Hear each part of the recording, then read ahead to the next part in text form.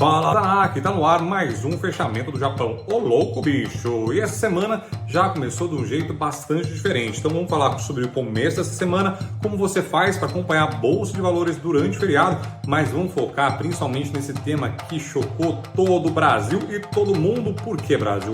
Michael Burry e Warren Buffett, um dos maiores investidores do mundo, acabaram dando suas cartas. Isso diz muito sobre uma possível bolha da inteligência artificial e grandes crises que podem vir. Então fica ligado aí, abre esse olho e vamos embora. Então a gente começou a semana com a Bolsa de Valores fechada, investidores quase infartando do coração de ansiedade, comendo muito chocolate por conta disso, enquanto folhões pulavam o carnaval. A Bolsa de Valores brasileira se mantinha fechada e abriu só na quarta-feira de cinzas, depois da 1h da tarde. Então, como a gente faz para poder acompanhar a Bolsa de Valores quando aqui é feriado, Tanacão? Primeiro, para quem investe em Bitcoin, não tem esse problema, né? Inclusive, Bitcoin chegou a 50 e poucos mil dólares de novo, rompendo a barreira dos 50 mil. Isso foi muito comemorado por todos os investidores de Bitcoin. Já para os investidores que gostam da Bolsa de Valores, têm um carinho para investimentos em ações e fundos imobiliários, esses sim acabaram sofrendo. Então, para não sofrer tanto, dá para você acompanhar a Bolsa de Valores brasileira lá nos Estados Unidos, que é o EWZ. Então você coloca aí no próprio Google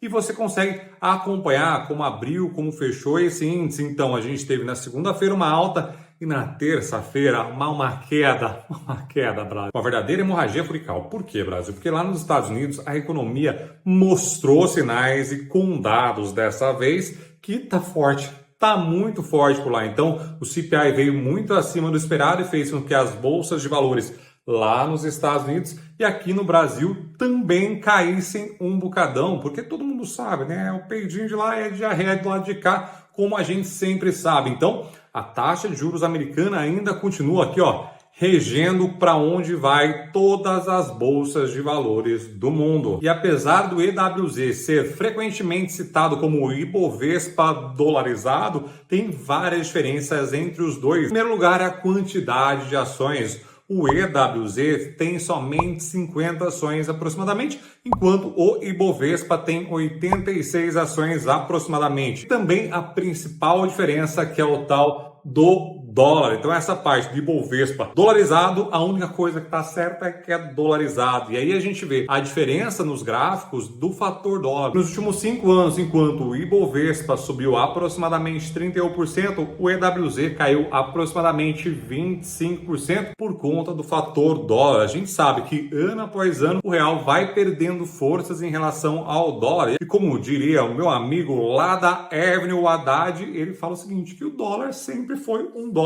O que oscilou foi o real contra o dólar, o ien contra o dólar e todas as outras moedas do mundo contra o dólar. Então, por isso é muito interessante você ter uma parte dos seus investimentos lá fora e principalmente focar na construção do seu patrimônio, né? Manda o dinheiro lá para fora, não precisa mandar tudo de uma vez, mas vai fazendo uma posiçãozinha lá fora, porque é extremamente interessante e importante você diversificar não só os investimentos, as classes de ativo, mas também geografias diferentes onde está o seu dinheirinho. Então vamos dividir o nosso R$1 pelo mundo. Antes de falar dessa possível bolha do IAR, o que aconteceu foi o seguinte aqui no Brasil. Na quarta-feira, quando abriu o mercado, derreteu. Por quê? Porque já estava repercutindo toda a notícia do CPI dos Estados Unidos. O índice de consumo por lá, como eu falei, veio muito mais forte do que o normal, esperando novamente que essa taxa de juros deve ficar mais alta por mais tempo lá nos Estados Unidos. E por aqui também saiu o relatório Focus e os economistas, a média dos economistas, estão achando que a inflação por aqui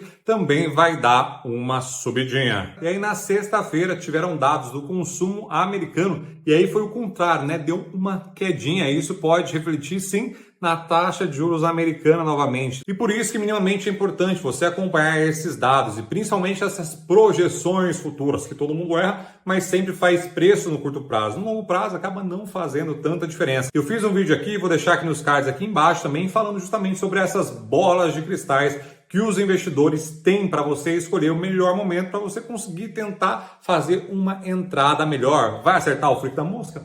Provavelmente não, mas é muito legal que você pelo menos saiba que essas bolas de cristais existem. Para a semana que vem tem bastante informação importante, principalmente para o investidor da Bolsa de Valores aqui do Brasil e para os investidores em crédito privado também. Vocês vão saber por quê. Mas antes vamos falar um pouquinho agora sobre essa tal bolha da inteligência artificial. E o mundo entrou em choque. Por quê, Brasil? Porque a Nvidia não para de subir. Inclusive superou o valor de mercado do Google. Você tem noção, Brasil? Uma empresa começou a fabricar placa de vídeo, placa de pericas, microchips, passou o valor de mercado do Google, que é dono de todo o universo. É surreal esse movimento acontecendo com a Nvidia e fez com que, inclusive, um dos maiores investidores do mundo, que ganhou muito dinheiro na crise de 2008 e aí fez toda a sua fama por essa crise de 2008, Michael Burry acabou encerrando as apostas contra a ação da Nvidia, porque a Nvidia não para de subir, assim como lá no subprime ele teve um pouquinho mais de fôlego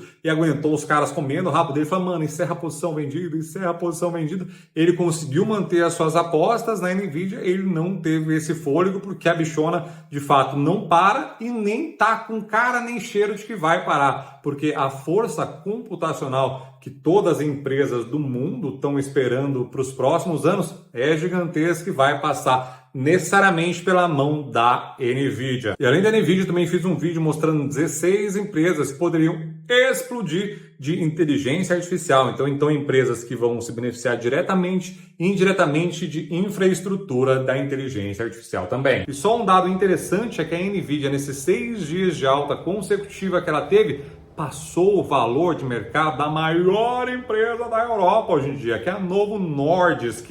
E essa bichinha tá com um puta problemão ainda. Eles conseguiram fazer um remédio de emagrecimento agora, não estou falando do Ozempic, que é a mesma fabricante, mas sim do Wegovy, que também é feita através de seringa, mas conseguiram fazer, flau, comprimido, só que estão um verdadeiro dilema, porque esse Wegovy de pílula, ele usaria muito mais a semaglutida do que uma injeção. E agora estão nesse dilema maluco do que fazer. Enquanto isso, as suas ações só sobem. Eu vou deixar um vídeo também falando sobre essas empresas que podem ganhar muito dinheiro com o emagrecimento, esse remédio para a obesidade. Tanto a Novo Nordisk quanto outras 3 empresas que também estão dando um boom gigantesco por conta dessa epidemia de obesidade ou epidemia de remédios contra a obesidade. Porque o Warren Buffett vendeu uma posição gigantesca que ele tinha na empresa queridinha dele, que ele falou inclusive que é o melhor negócio dentro da carteira da Berkshire, mas ele foi lá e vendeu, que é a Apple, Brasil. Então a gente tem que ficar muito de olho aberto, porque o Warren Buffett pode estar dando outro sinal pra gente, Brasil. Porque ele vendeu a Apple, que também está na vanguarda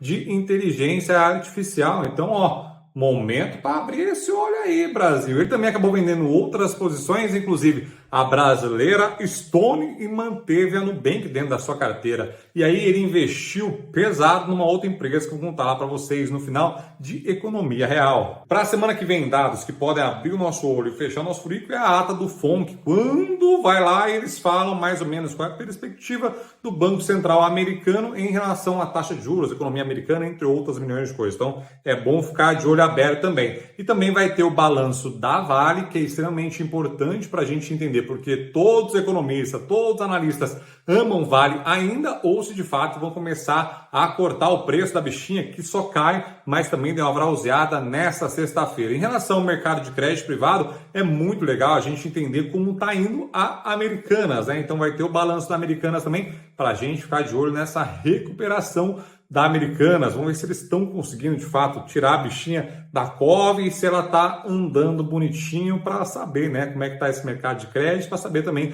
como está o andamento da evolução do caso Americanas. E como prometido, a ação que o Warren Buffett comprou e comprou pesado agora foi a Chevron, Brasil. O Warren Buffett está apostando muito no petróleo, montou posições recentes no começo de fevereiro, ainda mais na Ocidental Petroleum, e agora está metendo muito dinheiro também na Chevron. Então o Warren Buffett está saindo dessa parte de mais tech e está voltando para a economia real, talvez acreditando no super ciclo dessa commodity. Será que ele vai ganhar muito dinheiro nesse bagulho, Tanakão? E para o Tanaka que gosta de economia real, vou deixar aqui para vocês um vídeo onde eu trouxe 8 fundos imobiliários de tijolos, tem conseguido realizar uns bagulho muito legal que você precisa ver lá e que estão baratos exatamente agora.